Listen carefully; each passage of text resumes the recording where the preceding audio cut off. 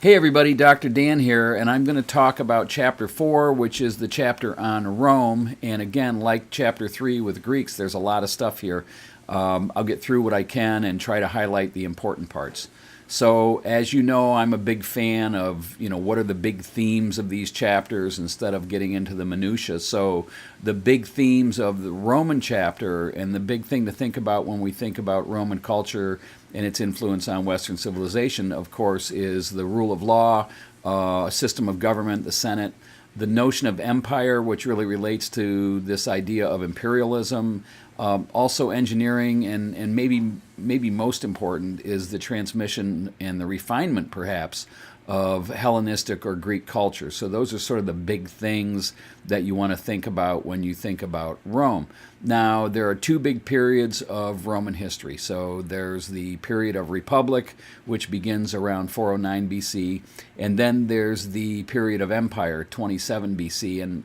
And probably a decent analogy is to think of the United States right now as a period of republic, where we're a republic of many states. And the period of empire really is a more autocratic situation where the governments of states are less important than sort of an autocratic ruling by a federal government. So, not a perfect analogy, but it kind of gets you thinking about what's the difference between republic and empire. So, when you start the chapter, you're going to read about something called the 12 Tables and the struggle for orders. That's important when we think about constitutionalism, and it's important because the struggle for orders is, in the 12 Tables, really is this idea that the plebeians, the citizens, have some inalienable rights, some natural rights, where oppression by the ruling class is not cool, is not legal. So, we see this not only in our own Bill of Rights, but certainly we see it throughout history. So think of the Magna Carta in 1215, this idea that there are some natural rights, and there's some natural rights that the people have against oppression. So think about that when you read about the 12 Tables and the struggle for orders, protection for the citizenry against oppression, and really natural law really comes down to constitutionalism. There's a set of rules that is consistent, that's followed, that's in place to protect the citizens. Now, who a citizen is and how that's defined is another story completely. But again, that's an important thing to take away from Roman culture. So the other thing you're going to read about is you're going to read about the Punic Wars and this idea that Rome expands all around the Mediterranean. You're going to read about a guy named Cato the Elder, and you're also going to read about Cicero, and I think that's pages 81, 82. Cicero's important, again, because of this notion of natural law in inalienable rights. So certainly James Madison, Thomas Jefferson were reading Cicero, Alexander Hamilton, when they were thinking about the Constitution of this country and what elements should be included in the Constitution, and especially the Bill of Rights. So Cicero's writings are very influential to our own government and Western governments in general. So that's important to know. The Republic crashes. It begins at 75 BC, somewhere in there, and prior to the Republic crashing, the Republic, the city-states under the control, or at least the regions under the control of Rome, loyal to Rome, spread far and wide, all the way up to Scotland for sure. So the Roman Republic was big, and eventually the Roman Republic fell, mainly because of individual leaders in different states or different republics, if you will, gained too much power and weren't holding the Roman line. So again, when you look at the fall of the Republic, like the fall of the Empire, certainly a portion of that is the notion that the citizens weren't being taken care of, and the plebeians or the citizens learned that, hey, if people don't treat us fairly, we don't have to pay taxes, we don't have to be loyal, we don't have to join the army, and so eventually the Republic falls. You've probably heard of Julius Caesar.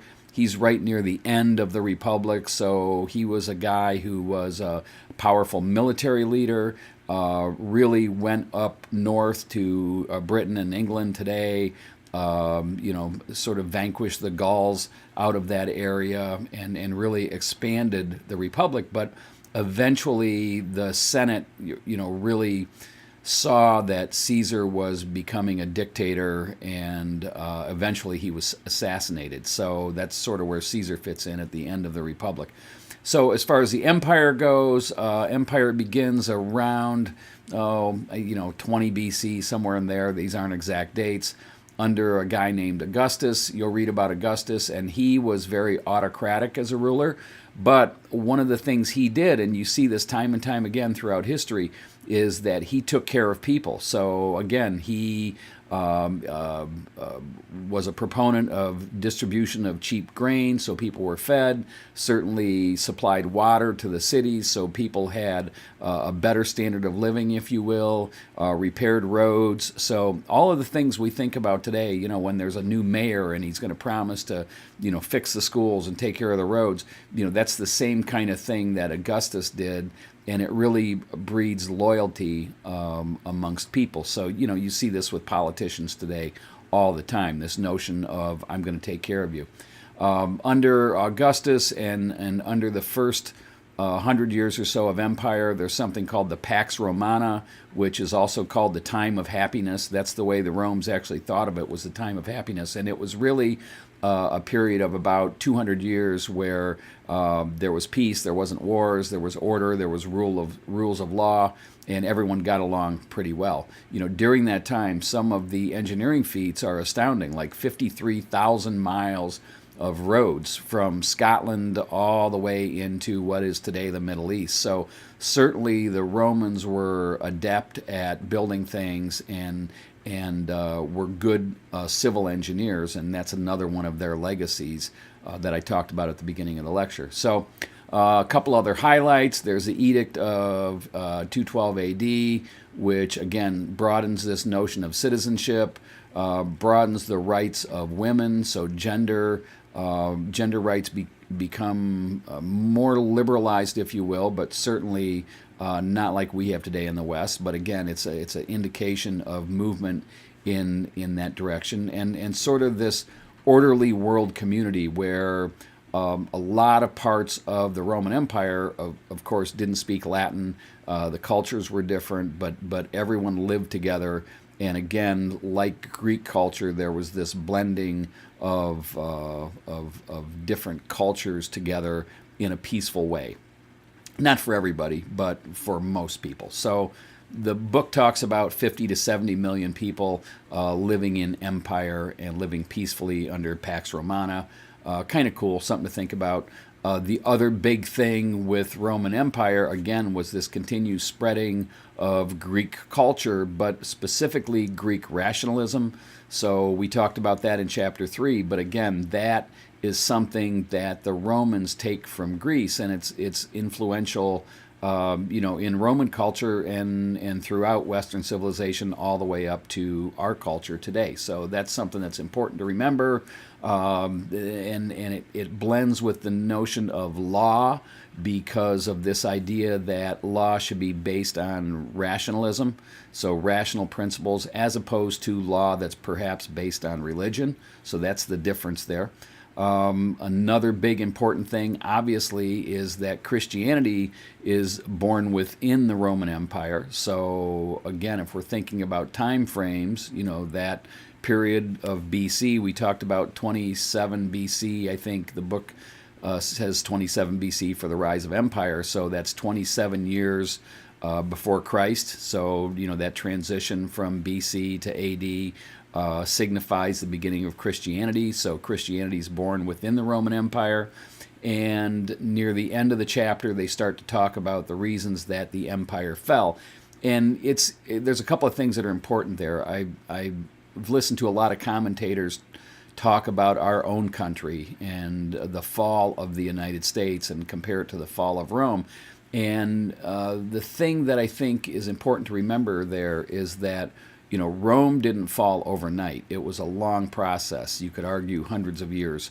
And but some of the reasons that the book gives is or are that upper middle class exploitation, so the peasants becoming mistreated in the countryside, and that breeds a lack of loyalty to Rome, a lack of loyalty to the empire. So that's two of the things that we might take some warning of today when there's too much of a gap between upper class and lower class. People with nothing tend to rise up, and that's where revolutions start. So that's one part of the fall of empire. The book talks about cultural stagnation. So even this reversion away from rational thought back to mysticism starts to happen in empire. So again, this lack of rationality, people tend to not respect the rule of law as much when mysticism comes into play. So that's another thing that the book mentions as perhaps a cause for the fall of empire. Certainly, the degeneration of loyalty amongst the army. With a widespread empire, it's hard to keep everybody on the same page. And that was certainly the case with Rome, where not everybody in the military remained loyal to Rome. So that's going to present a problem. And then also barbarian invasions. So the Visigoths, the Huns tend to invade Rome from the north. And so this is going to cause a problem around the border. So again, this is a huge chapter with a lot of stuff in it, but what I really want you to take away from Roman culture and the primary contributions to Western civilization is rule of law, orderly government. Those are the big two. That's it for now. Enjoy the reading. Be safe. I'll see you again next week. Take care. Bye-bye.